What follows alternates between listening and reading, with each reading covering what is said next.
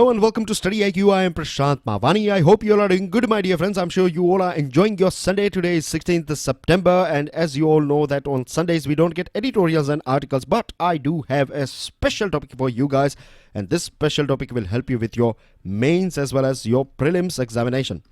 So in short, you can say that it will help you with your overall preparation, and it's going to be about climate change, or you can say carbon emission that we have emitted so far, and things associated with it. And I'm aware about this fact that most of us, we are quite educated on this thing. We are aware about many facts and figures that are associated with this carbon emission and climate change. We are going to talk about some shocking facts, as well as I have a sustainable solution. This is the most exciting thing about today's discussion, that we have a solution. Right, we have this ray of hope. If we apply this thing, that we can reverse the things that are going on. We can at least mitigate these risks that are associated with climate change. I'm also aware about this thing that, and I'm sure you too are aware about this thing, that we have crossed many limits. We have already crossed many Rubicon. Rubicon basically means a limit or a point which you cross, right? A limit once crossed, there is no way back. So we are in this state. For example, this ice that has already vanished from Antarctica. You know, a big chunk of ice has already melted over there. So it's not that if temperature will come back to normal, then we will, this ice will come back to Antarctica. No, we don't know. And this is the most scariest part of this thing. We don't know exactly what will happen in future. And it's very shocking to know as well that even if we stop complete emission of carbon, as we are speaking now, right now, if we stop complete emission of carbon, then as well the planet will start undergo, it will still undergo an average temperature increase of 0.6 degree Celsius. And this is because there is so much carbon out there in our atmosphere. It's very shocking again to know this thing, and it's a very sad fact. It's unfortunate that 2017 was the hottest year so far, and mind you that there was no El Nino as well. Now, El Nino is a natural phenomena. We are still studying about El Nino. We know some facts and figures about El Nino, but the most, you can say, important thing about El Nino is that in a particular year, when you have this El Nino, average temperature of that year will go up, but 2017 was not having any El Nino, and then as well it falls under this category of hottest year so far. 2017 average temperature was 1 degree Celsius higher than this pre-industrial level. So we have, as I told you, right, we have crossed the Rubicon already, and our hunger, is getting bigger and bigger. Our appetite for more energy, it's expanding by every passing day, and particularly countries like China and India, as you know that we are number one. China is number one, followed by USA. Then if you take whole of European Union, then it will come in this third position, and India is number 4. But if you take it in terms of country wise, right, then we are number 3rd. So an increase in energy demand leads to more carbon emission, and in 2017, we have emitted 32.5 gigatons together, right? I'm talking about this world figure is 32.5 gigatons of carbon. So that means that whatever we have achieved in last 3 years, right, it is of no use at all, because we have emitted that much amount of carbon in the atmosphere in 2017. Now, a positive thing that took place a couple of years ago was this Paris Agreement, and unfortunately, Trump administration has stepped out of this Paris Agreement. Paris Agreement, some basic facts about it. COP21, it is also known as COP21. That means Conference of Party 21. 21 stands for 21st meeting of this Conference of Parties.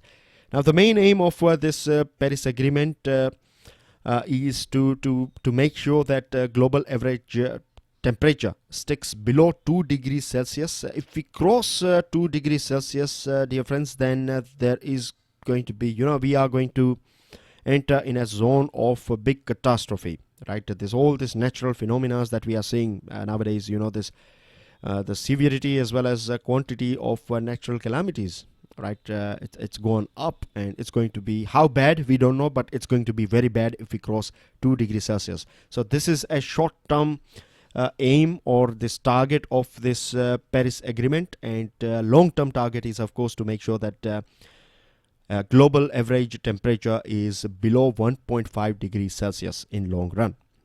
Now, two things are you can say one thing, out of which you get the second one. The first one is very interesting thing about this, or new thing about Paris Agreement, is that it's focusing on this bottom-up approach. It's all about bottom-up. And now let me throw some light on bottom-up approach. It means, say for example, you have this pyramid here, you have different levels of, let's take example of an organization. So you have this top management here, they will decide everything, and then everyone, rest of them, they have to follow. Everyone has to stick with the plan that is coming from top management. But bottom up approach means that the plans will be decided by this grassroots level people, or you can say individual country. When we talk about this United Nations Climate Change Conference, so individual countries, they will decide what they will do about it, and they have decided this thing under this nationally determined contributions.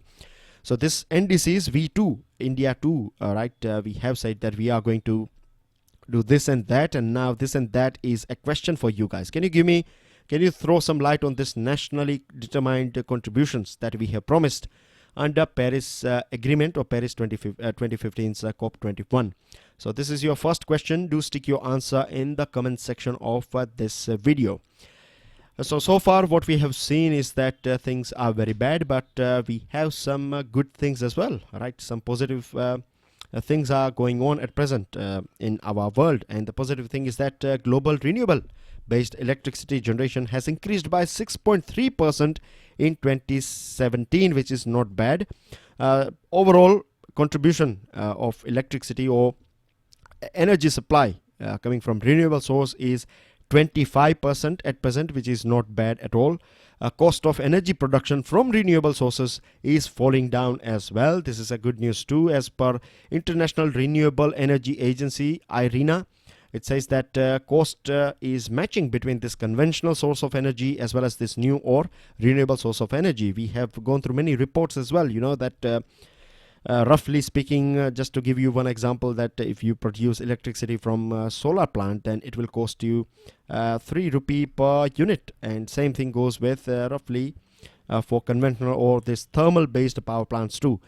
So cost match is we have achieved this cost match, and it is also said by IRENA that in future by 2020 renewable source energy production will be cheaper compared to this normal or conventional source of energy. With this, we have also seen an increase in electronic vehicles as well. Now, a couple of days ago, I was discussing this topic with students in this Press Information Bureau analysis. If you are not aware about it, then let me tell you that 2 lectures are delivered by us on this in this series of PIB, one Hindi and one English. And a couple of days ago I was talking about this electronic vehicles, and if we go through the figures that we have in front of us, then we find that as per International Energy Agency, right, EVs, that is electric vehicles, their quantity has gone up from 1.98 million. That means we used to have somewhere around 20 lakh electronic vehicles around the world in 2016. In 2017 it has crossed more than 30 lakh. That means there is a clear increase of 54%, you can say, rise in this electronic vehicles. And I was talking about this thing in PIB, that we have to make sure electronic vehicles are a good thing, of course, good idea, good thing, but if we are supplying electricity from thermal power plant for our electronic vehicles, then it's not going to be of any use at all, because when it comes to driving your vehicle, it's going to be clean, but the fuel would be, the fuel, that is electricity, will be generated from this thermal or some other conventional source of energy. That means that we would be emitting more carbon. So we have to work on that front as well. It is also estimated by IEA that by 2030, 125 million electric vehicles will be out there in the market.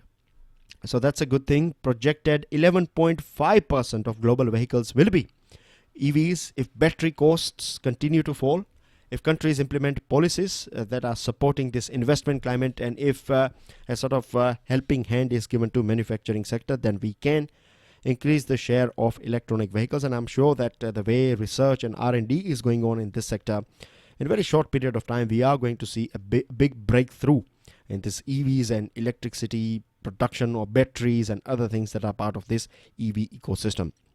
Now, based on this, we were talking about this nationally determined contributions, or NDCs, and the sad thing about NDCs is that so far what we have promised, when I say what we, here V stands for the whole world.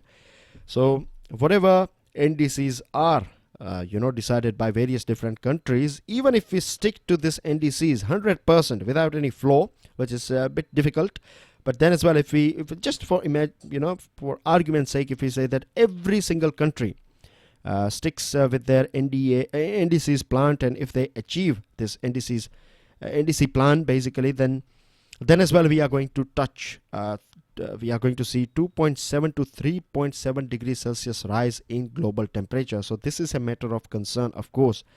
And COP24 is going to take place by the end of this year, December. It is going to take place in Poland.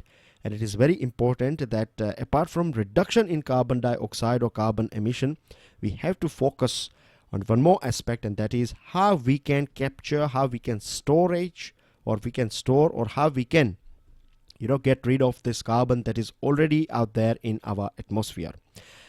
So this is called carbon capture and storage projects, CCS projects. And CCS projects so far, they have they are completely focused on afforestation. Now, afforestation is not a bad idea. It's a good thing, of course, but still a thing that we require at present is speed, right? Speed with which we can capture and store, and if possible, then we can utilize, reutilize this carbon that we have stored. So speed is a thing which we cannot achieve just with the help of afforestation. We need to work on other fronts as well. Like, say, for example, we have to create more new technologies, and we have to do some innovations that can facilitate or that can help us to, capture this carbon, and then we can, rather than just storing it, we can use them for some productive purpose. It can create some sort of wealth for people. Then only, people will get motivated to adopt this sort of technologies. The second thing is that appropriately valuing the social benefit. You know that as per WHO, some 14 out of 20 most polluting cities in the world, 14 are located in our country. So, the social benefit, so many people are dying, so many youngsters, right, kids are affected with lungs diseases in our country. So many elderly people, their life has become hell because of this pollution that we find in our mega cities. And we have to adopt best practices as well. There are so many countries out there, they have got some sort of solutions. Traditional methods are there, new technologies are there. So we have to use mix and match, right? Best of both traditional source as well as new source, and we have to adopt them as well. And one of the most creative thing that I have found so far, that I have came across so far, is Seaweed, the one that you can see on your screen. This is Seaweed. Let me rub it out for you guys. Let me write a proper spelling, SEAWEED. So this is Seaweed that you can see on your screen. And the good thing about Seaweed is that it can capture 5 times more carbon than most land-based plants. So this is a very good point, or positive point, with Seaweed. The second thing is that with Seaweed we can also get biodigested methane, which can be used as natural gas. So that's point number 2. Third one is that production cost is cheap, right? It's very, very cheap. And speed as well, the speed at which this seaweed grows, it's amazing. The third one, fifth one in fact, is the vast potential of India, because of we have got some 7,500 kilometer long coastline. So we can have seaweed throughout our coastline, subsidies and other things if provided by government. And if we can do this thing, if we can create a source of revenue for our farmers, as far as the seaweed is concerned, then we can, in fact, the seaweed can help us 5 times more. So this is a very interesting point. And on top you get this natural gas as well, biodigested methane. So it looks like a win-win situation. Of course, economically viable solution as well as environmentally as well. It's a sustainable solution, seaweed. So keep this thing in your mind, points associated with seaweed.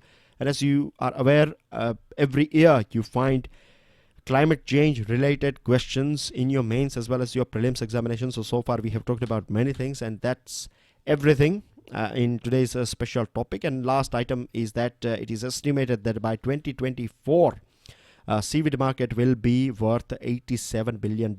So this is a big opportunity for us. If you start working on this thing from now, then by 2024 we can become a global leader as far as this carbon emission reduction in carbon emission, as well as capturing and storing and reusing this carbon as far as this area is concerned. So I believe that today's discussion has helped you with it has helped you with building your capacity as far as this carbon or climate related issue or topic is concerned.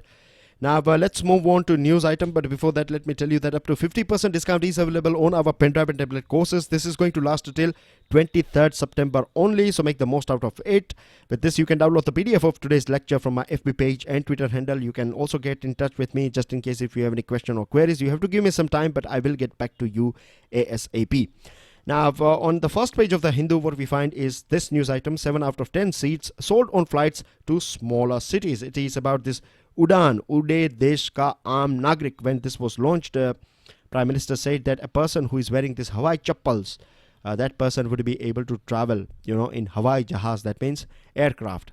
So it's this Udan scheme or regional connectivity scheme that is, expanding this air connectivity in our tier 2, tier 3 cities. This is the main plan here, and what we find here is that out of 7.5 lakh seats, 5.24 lakh seats were sold under this scheme. So this indicates that this scheme has been successful, going through or judging through this figure. 428 routes were awarded to 17 airlines and helicopter operators. You can see here figures that SpiceJet has done very well. Then you have TrueJet, Airlines Air, and other companies are here. Worst performers are given, best performers are given. So you don't have to remember them, just to go through it. If you are belonging to any of this place, like if you are in Gujarat or Maharashtra, then you need to know these figures, right? Just keep these things in your mind, just in case if you are appearing for your state level exams, then these figures will help you. Now the second item that we have is Swachhta Hi Seva. That means cleanliness is service, and it is very important thing. We have talked about climate change. We know the pollution and other things going on everywhere, and it's very sad and unfortunate that in terms of cleanliness, we are not a very clean country. It's very sad that we have launched this.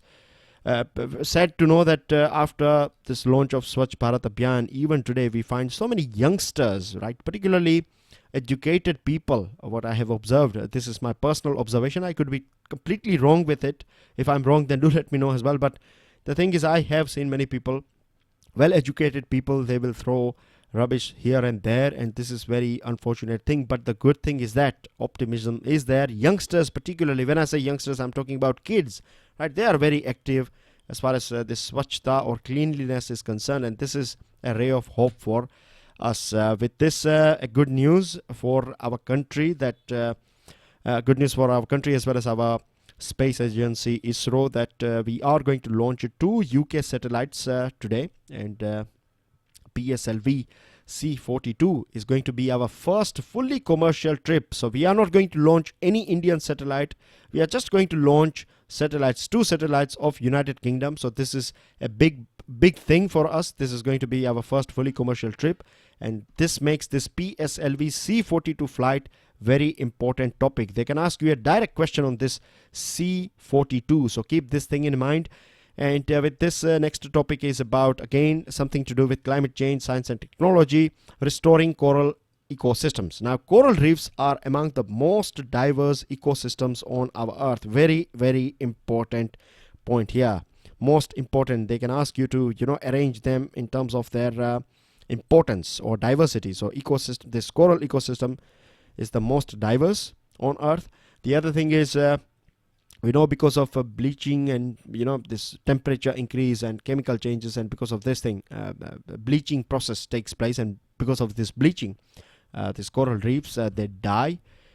So what this scientist from National Center for Coastal Research that is based in Chennai, what they are trying to do is they are planning to restore, they are monitoring as well as they are working on this restoration of coral reefs in Gulf of Mannar region. Now I have got a question for you guys. Can you give me the names of these countries where you find, between which you find this Gulf of Mannar? This is your question number 2 for the day.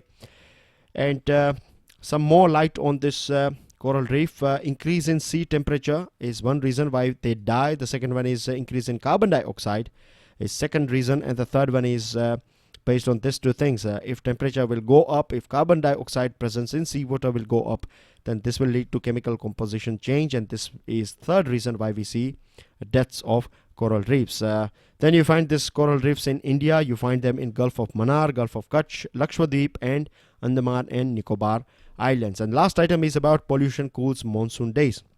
It may sound good that it is cooling down something at least, but it's not a good news if you analyze it scientifically. What is happening is that the daytime cooling is increasing and nighttime temperature is going up. So because of this thing, this convection process where this air heat will evaporate this water and it will turn into water vapor. It will go up in the sky, it will get cool, and then it will come down as rainfall. So because of this extra cooling that we find in the daytime, because of this pollution in some places, of course, because of this thing, this evaporation of water is not taking place, and this impacts our overall monsoon. This is your answer of yesterday's map based quiz. The answer is Western Ghat.